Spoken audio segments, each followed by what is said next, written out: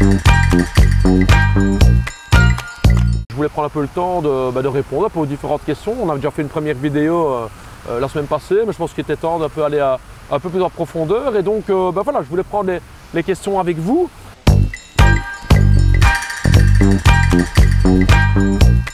Écoute Caroline, on est entièrement d'accord avec toi. Et nous voilà, c'est le combat qu'on a mené depuis 5 ans évidemment, c'est contre ces idées, contre cette politique du MR. Parce qu'il y a bien un parti qui a mené le combat contre cette politique d'austérité, contre ces pensions à 67 ans, contre toute cette politique antisociale du MR, c'est bien le PTB. Et c'est bien ce que nous voulons, c'est de pouvoir changer la réalité concrète des gens, que toutes ces idées libérales qui opposent les gens les uns aux autres ne puissent pas continuer à être menées en Wallonie, à Bruxelles, en Flandre et en Belgique.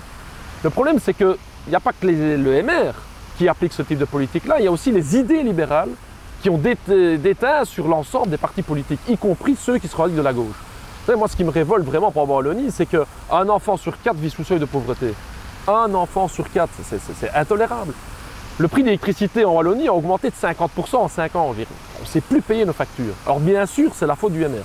Le MR était au poste de commande de la Wallonie les 2 dernières années. Mais il ne faut pas oublier ce que les autres partis ont fait.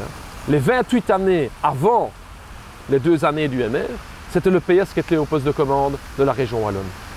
Et là, il faut bien constater qu'il n'y avait pas de rupture non plus, que nos factures ont explosé, que les travailleurs sans emploi ont été exclus du chômage, y compris quand le PS était au poste de commande de la région wallonne et au fédéral. Et donc pour nous, on veut non seulement rompre avec le MR, mais aussi pouvoir rompre avec les idées du libéralisme. Et c'est ça qu'on a amené dans les discussions avec Elio Di Rupo et avec Paul Magnette. On leur a dit, écoutez, nous on veut bien prendre nos responsabilités, mais est-ce qu'on peut avoir une rupture avec ce qui a été fait dans le passé?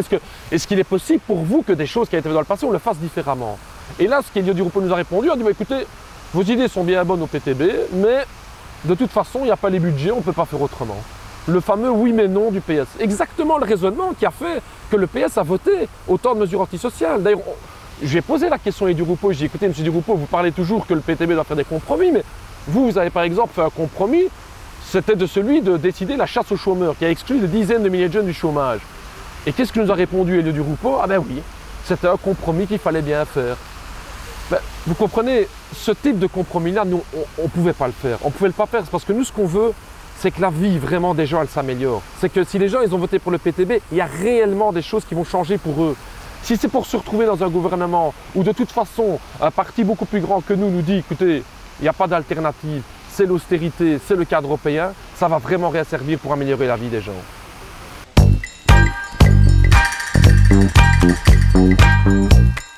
Alors la question est tout à fait pertinente évidemment, mais le problème c'est qu'en Belgique ça ne fonctionne pas comme ça.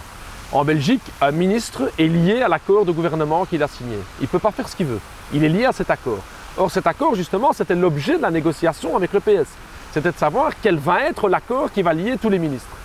Et là était vraiment le problème, c'est que dès qu'on est venu avec la proposition pendant 6 heures de discussion avec le PS pour dire oui mais est-ce qu'on ne peut pas investir dans le social, est-ce qu'on ne peut pas quand même prendre d'autres mesures, Elio Di Rupo nous a raconté pour dire non, il n'y a pas d'alternative, il faut rester dans le cadre de l'austérité européenne.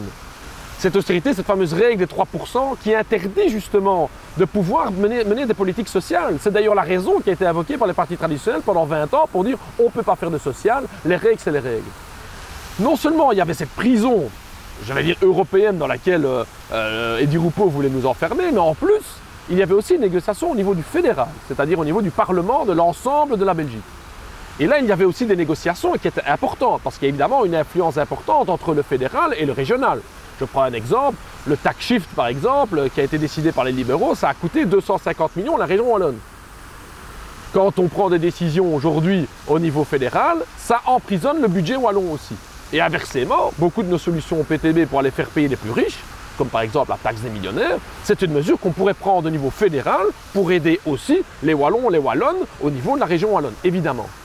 Et donc, qu'est-ce qui est arrivé il y a 2 semaines, c'est que donc, dans les négociations pour un gouvernement fédéral, l'ensemble des partis traditionnels, et le PS aussi d'ailleurs, nous ont complètement baqués, ils nous ont même pas juste consulté une fois.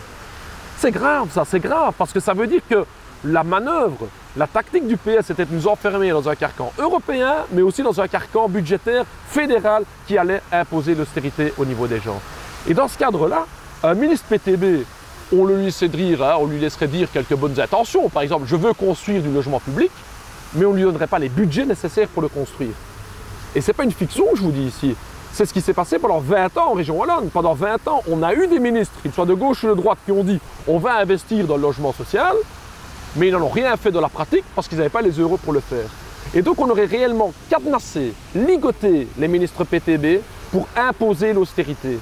Et c'était ça le but de la manœuvre du PS. Vous savez, il y avait deux options pour le PS. La première, et qui reste présente dans la tête de beaucoup de responsables du PS, c'est d'aller avec le MR.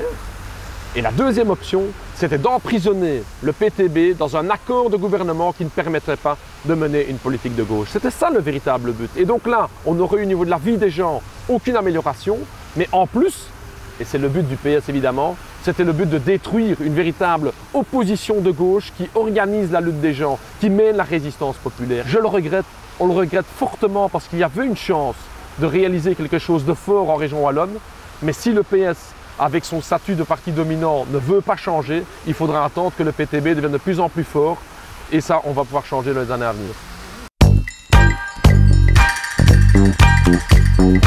C'est vrai que c'est un vrai problème dans la Belgique des coalitions, dans le système politique belge. C'est un vrai problème que si vous n'avez pas 25% des voix et que vous n'êtes pas le parti qui domine un petit peu les négociations, c'est très difficile de garder quelque chose de votre programme. C'est d'ailleurs ce qui est arrivé avec les écolos dans les années 90. Ils sont montés, ils n'avaient pas ce rapport de force et tout leur programme a été complètement dilué. C'est un des mécanismes d'ailleurs politiques en Belgique qui fait que quels que soient les partis pour lesquels vous votez, PS, MR, CDH et écolo, finalement vous avez une même politique consensuelle néolibérale qui a été appliquée depuis 30 ans. Et nous, ce que nous voulions avec le PTB, c'est justement pouvoir sortir de ce carcan-là. Et là, il y avait deux problèmes, évidemment. Il y a le problème du fait que le PS, et ça je vous en ai déjà parlé, ne voulait pas sortir de ce carcan-là avec son poids dominant de 25%. Ils nous ont dit, on ne va pas sortir de là. Et puis, il y a réellement, effectivement, notre faiblesse. Qu'avec 14% des voix, on ne pouvait pas plus peser que ça. Avec le fait que nous sommes encore nouveaux dans ces parlements, il y avait un réel problème de pouvoir effectivement imposer quelques-uns de nos points. C'est une réalité.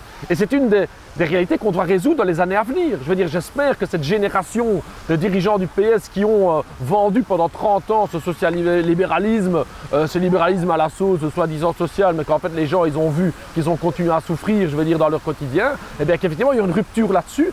Et d'autre part que le PTB pourra incarner dans les années à venir une force électorale beaucoup plus forte et surtout aussi une force de combat sur le terrain, avec évidemment tout ce combat des blouses blanches dans les hôpitaux, avec ce combat évidemment des jeunes travailleurs de Deliveroo, avec ce combat des habitants des quartiers sociaux, je dirais un peu partout en Belgique. Ces combats-là, nous allons continuer à les soutenir parce que c'est aussi de l'opposition qu'on va pouvoir imposer ce rapport de force dans les années à venir pour in fine arriver un jour à un réel changement au niveau des gouvernements.